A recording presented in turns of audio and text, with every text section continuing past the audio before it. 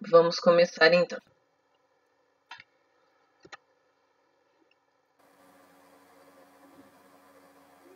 Se vocês se lembram, pessoal, quando eu compartilho a minha tela, eu perco acesso ao chat. Então, se alguém tiver com alguma dificuldade, vai ter que ligar o microfone e falar, tá bom? Mas volta e meia, durante a explicação, eu tento voltar para ver se alguém tem alguma dúvida. A minha dica é anotem as dúvidas para não deixar que elas passem, tá bom? Mas qualquer coisa, eu tô com o fone no ouvido, entrem rapidinho, desbloqueiem o microfone e falem, professor, ó, parou pra mim, ou não estamos te ouvindo, tá bom? Porque eu não tenho mais acesso agora. Vamos lá. Então, nós estamos agora no nosso encontro 6, né? Que seria no presencial, nosso sexto encontro. Já basicamente acabando essa parte teórica e deixando um tempo bom, né, de um mês e meio, para que vocês deem continuidade e fechamento aí ao projeto que vocês deram início lá no comecinho do ano, ainda no presencial, e que tiveram a avaliação realizada no primeiro bimestre dentro da eletiva, tá bom? Então, agora vocês, como está dizendo, já tiveram contato com as partes integrantes do projeto, né? Problema, justificativa, objetivo, problema e tudo mais. Vocês agora têm que entender a parte chata de formatação e das partes que a gente chama de pré-textuais, né? Os elementos que formam qualquer obra científica, qualquer projeto científico, qualquer projeto acadêmico, tá bom? A maioria das partes aliás, a maior parte dos projetos, eles sempre são divididos em 3 fases. A fase dos elementos pré-textuais, textuais e pós-textuais, tá bom? Por que a gente tem essas 3 etapas? Porque são os elementos que formam um projeto, né? Nós trabalhamos até agora com os elementos pré-textuais um pouco e com os textuais mais profundamente, né? E agora a gente vai entender quais partes formam cada etapa dessa e também adequar tudo isso às normas da ABNT. O que são as normas da ABNT? Cada professor na escola, vocês sabem que às vezes quando a gente pede um trabalho, cada professor pede de um jeito, né? Não foi raro às vezes que eu cheguei na sala, pedi um trabalho e alunos vieram perguntar, professora, precisa de contracapa? Professora, precisa de sumário? Precisa de referência ou de fonte? Então, cada professor tem um trabalho diferente, tem um formato de trabalho diferente. Para que isso não aconteça no âmbito acadêmico, já pensou se cada faculdade tiver um tipo? Como é que essas faculdades vão se conversar? E um aluno que é transferido de uma faculdade para outra? Ou alguém que vai apresentar o trabalho em outro lugar tem que toda vez mudar? Não, para isso existe a ABNT, que tem uma sequência de normas que seguem um padrão mundial de formatação para que um trabalho que seja formatado aqui no Brasil, escrito no Brasil, a sua estrutura seja entendida em qualquer lugar do mundo. Você entendeu? Por isso que nós temos normas e por isso que a gente tem que seguir as normas, tá certo? Então, nós temos aqui uma ilustração que nos mostra quais são os elementos pré-textuais, tá bom? Nem todas são obrigatórias, tá certo? Tem aqui todas as que compõem a parte pré-textual. Nos projetos de pesquisa, é claro que a gente não vai ter todas, mas é bom que vocês saibam quais são as etapas que formam o elemento pré-textual, tá bom? Então, nós temos a capa, temos a folha de rosto, a errata, a folha de aprovação, dedicatória, agradecimento, epígrafe, resumo, abstract, lista de ilustrações, lista de tabelas, lista de abreviaturas e siglas, lista de símbolos e o sumário. Então, os elementos pré-textuais iniciam-se na capa e terminam no sumário. Capa, como vocês sabem, é o que apresenta, né, quem escreveu e o que é aquilo. A folha de rosto tem algumas informações adicionais, como a faculdade, né, o local onde está sendo escrito isso e tudo mais. A errata, eu vou fazer só uma breve explicação de todos, tá? A errata é Caramba, professora, imprimi o meu trabalho inteiro e vi que na página 26, ao invés de eu escrever emergência, eu escrevi urgência. E agora eu sei que é urgência em vez de emergência. Você usa essa página de errata para colocar que na página 26 você errou. Escreveu emergência ao invés de escrever urgência. Folha de aprovação geralmente são para faculdades e universidades, que é onde vai estar escrito a data que foi aprovado o seu trabalho, que foi apresentado, que foi aprovado pela banca. Dedicatória, você dedica o seu trabalho a alguém. Agradecimento é outra página onde você agradece a quem você quiser.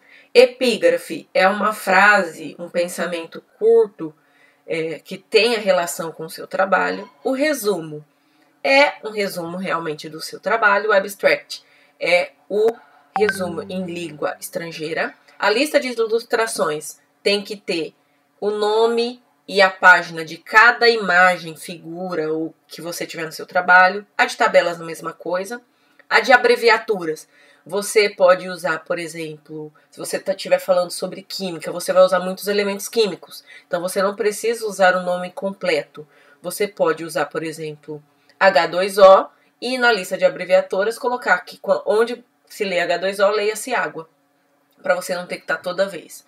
Nem EUA, você pode colocar no seu texto EUA e depois colocar na lista que EUA é Estados Unidos da América.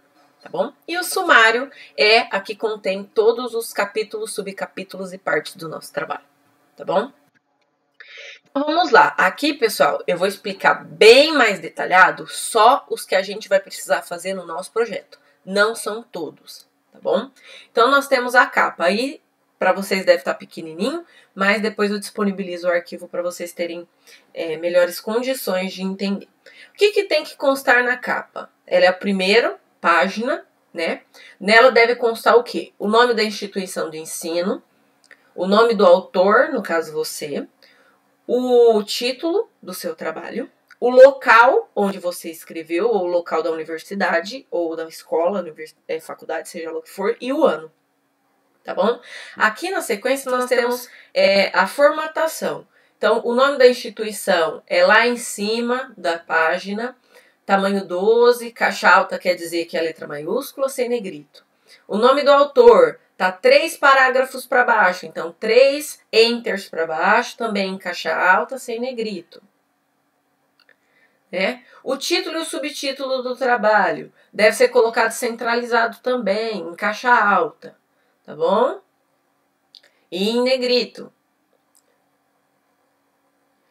A cidade tá lá no final, né? Na penúltima linha.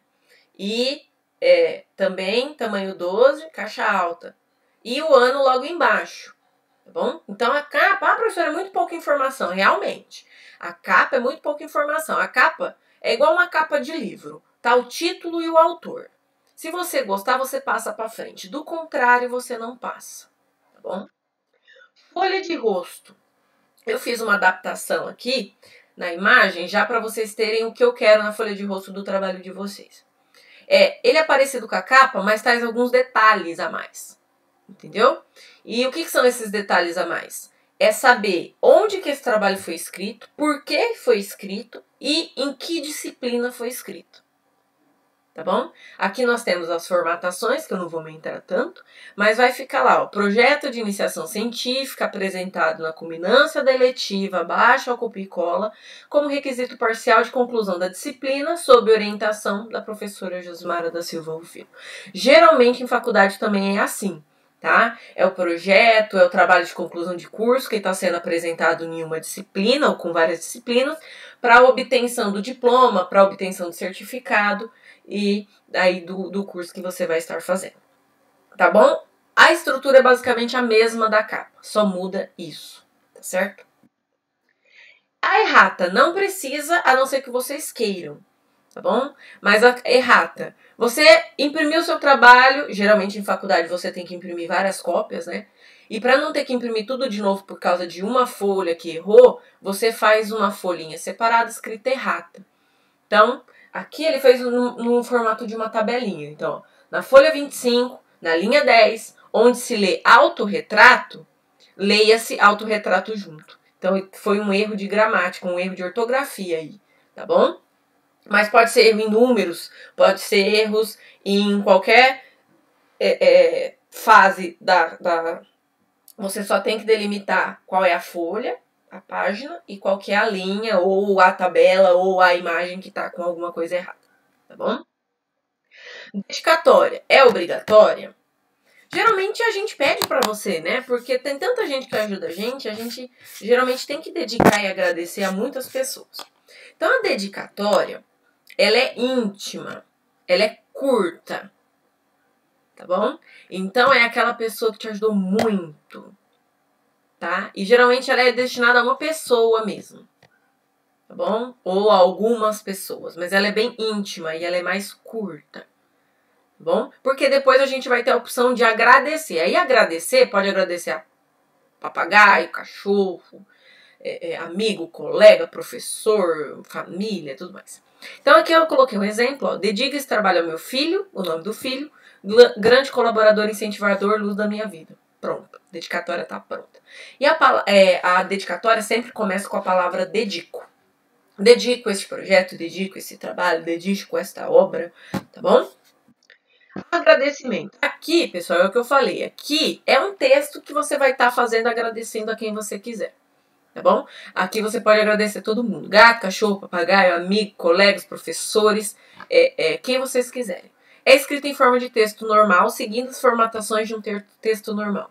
Então, aqui no exemplo, ó, agradece à família, à mãe, ao pai, aos amigos de Salvador, aos amigos da universidade, aos amigos da escola, amigos de outros lugares, orientadores, professores, pessoal da faculdade. Então você pode agradecer quem você quiser, tá bom? Epígrafe. A epígrafe, é uma frase que é colocada no início da obra. Geralmente a gente pede para ter a ver com o conteúdo da obra ou que seja uma frase significante pro autor. Tá bom? Você deve escolher muito bem, porque deve fazer sentido. Pode fazer sentido só pra você? Sim, mas tem que fazer sentido. Tá bom? E sempre tem que ser referenciada com o autor da obra, do autor da frase. Ah, eu não sei o autor. Coloca autor desconhecido, mas não deixa sem autor. Então aqui no exemplo nós temos um exemplo de uma epígrafe de Kotler, que é: se você criar um caso de amor com seus clientes, eles próprios farão a sua publicidade. Então é uma frase ideal para quem vai trabalhar com venda, com compra, com trato de clientes, com RH, né? Porque tem sentido, faz sentido. Mas você pode usar uma frase qualquer de livro, de uma frase que você gosta, uma frase de motivação, tá? Fica a sua escolha. E a formatação dela também tá aí. Tamanho 12 em itálico, recuo de 8 centímetros à direita, justificado e o nome do autor embaixo, na linha de baixo, em negrito. Tá bom? O resumo e as palavras-chave. Um resumo, geralmente a gente pede para vocês escreverem ele por último, porque ele é realmente um compilado curto de tudo aquilo que você trata no seu projeto. Tá bom? Então, geralmente a gente escreve ele por último, porque aí você já tem noção de tudo que você tratou no seu projeto e você consegue ter uma visão melhor para construir o resumo, né? Ele é uma síntese do conteúdo e um atalho. Lembra que eu pedi para vocês no começo, antes de escolher os trabalhos, ler os resumos? Então, as pessoas que forem ler o de vocês também vão ler primeiro o resumo para saber se aquele trabalho diz respeito ao que elas procuram. E ele é curto, ele tem 255 caracteres, não é palavras. Tá? Pode ser palavras. Em trabalhos grandes a gente pede até 250 palavras. Mas ele não tem citações. É você fazendo um resumo do seu trabalho. Este trabalho trata do veganismo, querendo trazer à tona quais são suas características, a quantidade de pessoas na cidade de Penápolis que se auto-intitulam veganas, tará. Tá bom? E geralmente nos trabalhos a gente pede o resumo na língua vernácula, que é a nossa, né? Que é a portuguesa aqui no Brasil. E geralmente a gente pede também ele em outra língua, geralmente em inglês, que é a língua internacional mais usada, que também vem com o nome de abstract. Tá bom? Esse é o resumo. As palavras-chave, que são no máximo 5, são as palavras que mais aparecem no seu trabalho, mas são as palavras-chave mesmo. Então, se você está falando de veganismo, caramba, veganismo é uma palavra-chave. Mas pode ter uma só? Não! Você está falando de veganismo, mas você vai falar também de...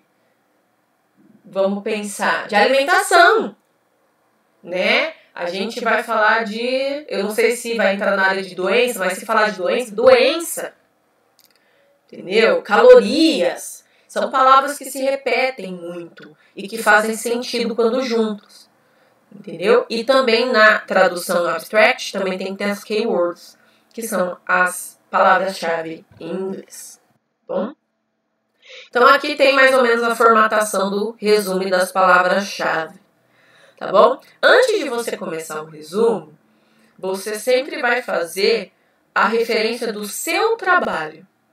Então aqui, ó, nós temos um exemplo com um resumo e esse Quintanilha foi quem escreveu esse resumo e esse trabalho que a gente tem aí.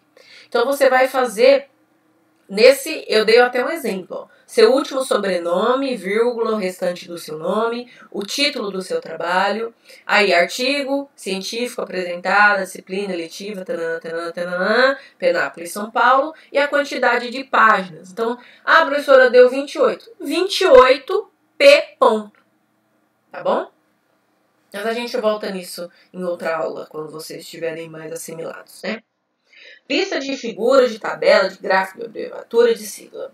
Bom, eu não sei se vocês têm isso no trabalho de vocês. Se tiverem, não é obrigatório, porque é um projeto ainda, mas é bom que vocês saibam como construir, tá bom? Eu trabalho de matemática, ele tem muito gráfico, então é bom, então é bom que você faça uma lista de gráfico, porque se eu quiser achar um gráfico, eu vou lá na lista e olho a página que ele tá e pronto, eu não preciso estar procurando o trabalho todo. Isso funciona com tudo, com sigla, com abreviatura, com figura, com gráfico, com tabela, com imagem, tudo, tá bom? E o que vocês têm que saber? Que é igual um sumário, só que vocês têm que colocar assim: todas as figuras, tabelas, gráficos que aparecem no seu trabalho, eles têm que estar numerados. Então, a primeira imagem, figura 1, o nome da figura ou a legenda da figura e a fonte de onde você tirou. Aí lá na lista de figuras, você vai colocar assim, ó, figura 1, a legenda e a página que ela tá. Ela tá na página 10. Então você vai colocar que ela tá na página 10. E isso em ordem de aparecimento. Figura 1, figura 2, figura 3, figura 4, figura 5, figura 6. E você vai colocar o nome e o número da figura, a legenda e a página. Na lista de abreviatura e de sigla é diferente. Não aparece o número da página, só aparece a sigla e a palavra que a remete. Por exemplo, EUA, tracinho, Estados Unidos da América. O2, tracinho, oxigênio. Entender, né? E aí é em ordem alfabética. Lista de abreviatura e lista de sigla não tem página e é em ordem alfabética. Bom, igual aqui nessa próxima imagem. Certo? Então, ABNT. O que é a ABNT? Associação Brasileira de Normas Técnicas. FIO, Faculdades Integradas de Ourinhos. IBGE, Instituto Brasileiro de Geografia e Estatística. Tá certo? Tudo em ordem alfabética. Sumário. O sumário é a enumeração das divisões do seu trabalho. Capítulo, subcapítulo e o que mais tiver no seu trabalho. Ele deve ser elaborado da forma que a gente, quando ler o sumário, tem uma visão geral de tudo que tem no seu projeto, tá? Ele é uma das últimas partes, tá? Seu trabalho tem que estar basicamente todo pronto para você fazer o sumário, porque senão toda vez você vai ter que mexer. Porque muda uma página, então deixa ele por último, tá bom? E vamos a algumas regrinhas que vocês precisam entender para a construção do sumário. Os itens pré-textuais não vão no sumário. O sumário, ele começa a contar a partir da introdução do seu trabalho, que teoricamente é o seu capítulo 1, tá? Para contagem das páginas, a única página que não conta é a capa. Para contagem, para numeração das páginas, a única página que não conta é a capa. Então, Pulou a capa. Então, a folha de rosto é a página 1 e assim por diante, tá bom? Para colocar a numeração, tá bom? Então, se você tiver todas, a sua introdução vai estar lá pela página 10, 12, tá bom? Então, não se espantem quanto a isso, se vocês fizerem todas as páginas pré-textuais, tá bom? E elas não são numeradas também. Então, então a minha introdução, a minha numeração vai começar na página 12? Sim, pode sim, tá? Todos os itens do sumário tem que estar com numeração de página. Então, introdução tá na página 12, no sumário tem que estar que a introdução tá na página 12. E se a introdução tá escrita lá no texto de letra maiúscula e negrito, no sumário ela tem que estar com letra maiúscula e negrito, tá? A formatação do texto deve ser igual à do sumário. O padrão é de 1,5 entre linhas, tá bom? E geralmente, quando a gente tem assim, por exemplo, introdução, a gente preenche o espaço com esses pontinhos até a página, tá bom? O sumário, ele tá em tamanho geralmente 12, negrito e centralizado. E a gente sempre pede o padrão na página, na fonte Arial, a escrita em tamanho 14, letra maiúscula para a palavra sumário. E aí, pro restante, tamanho 12. Também no Arial, que é uma letra maior, mas também pode ser usada a Times New Roman, tá bom? Bom, pessoal, o que eu tinha de informação para trazer para vocês das páginas pré-textuais era isso, tá bom? Eu sei que é muita coisa, até para vocês entenderem agora nesse momento, né? Mas a gente tem que voltar aí para vocês darem continuidade no projeto de vocês. A parte escrita, acredito eu, que já tenha andado bastante, pelo menos deveria, né? Ter já caminhado. Então agora vocês têm que continuar com a parte escrita, terminar aquela parte escrita e já começar a pensar nas páginas pré-textuais. Já começar a montar a capa, a folha de rosto, se você decidir se você vai usar lista de siglas, lista de abreviatura, para quem você vai dedicar, para quem você vai agradecer, qual epígrafe você vai utilizar, tá? Então, isso é para vocês terem mais ou menos uma noção de como vai ficar no final, que a gente já tá caminhando, né? E nas próximas semanas, eu volto com as páginas pós-textuais, né? Que aí a conclusão, as referências bibliográficas e tudo mais, tá bom? Alguém tem alguma dúvida que queira perguntar? Pode perguntar pelo chat ou pode também ligar o microfone para a gente se falar.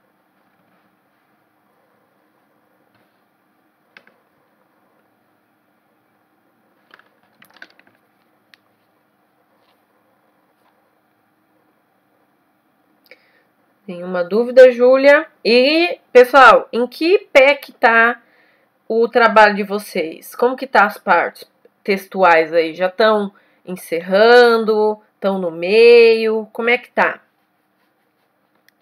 Podem mandar pelo chat aí, se tá tendo dificuldade. Hoje, pessoal, eu tô disponível para quem quiser me ligar ou mandar mensagem para tirar a dúvida de vocês. Ah, professor, eu comecei o arquivo e tá aqui e eu quero te mandar para você ver. Hoje é o dia, tá? Para vocês fazerem isso, para eu dar uma olhada, poder dar algumas opiniões. É hora de retornar. Eu sei que muitos de vocês deram uma esquecida no projeto da eletiva por causa das outras matérias, provas, um monte de trabalho no Class, né? Mas é hora de voltar. Então vamos aproveitar as segundas-feiras de aula para caminhar com isso. Porque dá para fazer em 1 hora e meia por segunda-feira. Dá tranquilo para terminar, tá bom? Mas precisa de foco. Precisa sentar e colocar a mão na massa, tá bom? Porque nada se constrói do nada, tá certo, pessoal? Se não tem mais dúvidas e não querem falar nada, manda só um ok para eu saber que eu posso encerrar a gravação. E aí eu fico disponível para quem quiser me chamar no particular para discutir alguma coisa que não entendeu, eu vou disponibilizar no grupo já o PDF e o PPT da aula de hoje para vocês terem o material aí em mãos, caso bata alguma dúvida ou queiram verificar alguma coisa. Tudo bem? Então, tô vendo ok. Eu vou encerrar a gravação. Não saiam ainda, porque eu vou só encerrar a gravação.